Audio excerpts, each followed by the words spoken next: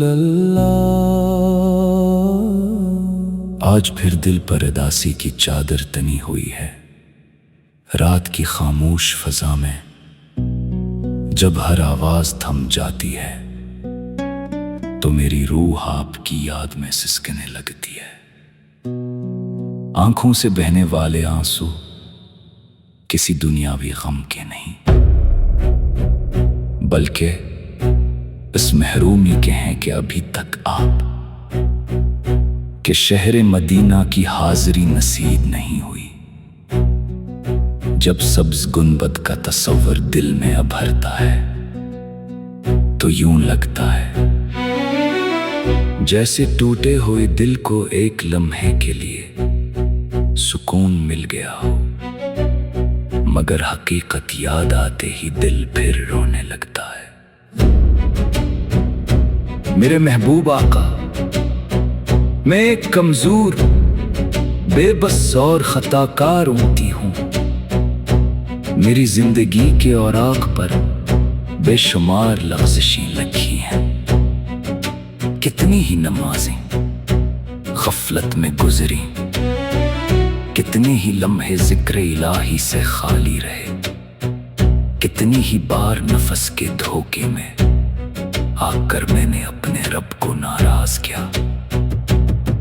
جب اپنے اعمال پر نظر ڈالتا ہوں تو شرمندگی سے سر جھک جاتا ہے، مگر پھر آپ کی رحمت اور شفاعت کی امید میرے دل کو سہارا دیتی ہے۔ یا شفیع امت، آپ نے اپنی امت کے لیے جو محبت دکھائی وہ محبت تاریخ انسانیت کی سب سے عظیم داستان ہے۔ آپ نے طائف کے پتھر برداشت کیے، بھوک و پیاس جھیلی، ہجرت کا درد سہا، مگر اپنی امت کے لیے دعا کا دامن کبھی نہ چھوڑا۔ ہم وہ خوش نصیب ہیں جنیا جیسا رحمت والا نبی ملا، لیکن ہم اپنی کمزوریوں کی وجہ سے آپ کی سمتوں پر مکمل طور پر چل نہ سکے۔ یہی احساس میری راتوں کی بے خوابی اور میری آنکھوں کے آنسوؤں کا سبب ہے۔ میرے آقا،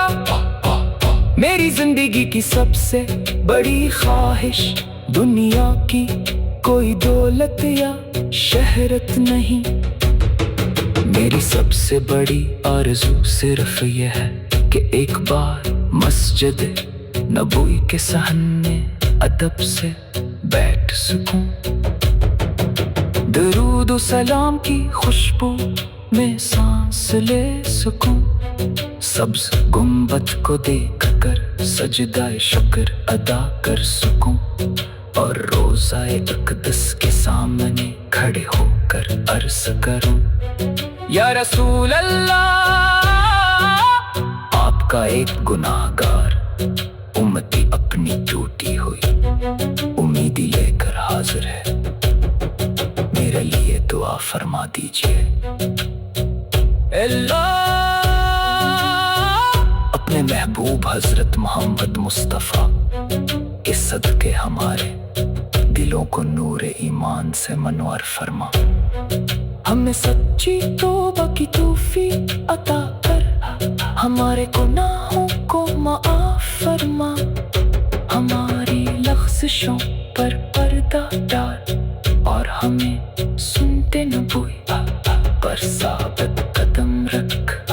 ہماری زبانوں کو ہمیشہ درود پاک ستر رکھ، اور ہماری دلوں کو عشق رسول کا مسکن بنا دے،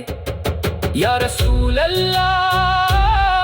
جب زندگی کی شام ڈھلنے لگے، جب سانسیں دھیمی پڑ جائیں، جب دنیا کے سارے سہارے ختم ہو جائیں، تب ہمارے لبوں پر کلمہ طیبہ، زبان پر درود پاک، دل میں پاک کی محبت اور نگاہوں میں مدینہ منورہ کی حسرت ہو قیامت کے دن ہمیں اپنی شفاعت نصیب فرمائیے حوض کوثر سے اپنے مبارک ہاتھوں سے سیراب فرمائیے اور اللہ تعالیٰ کے فضل سے جنت الفردوس میں اپنی دائمی رفاقت عطا فرمائیے.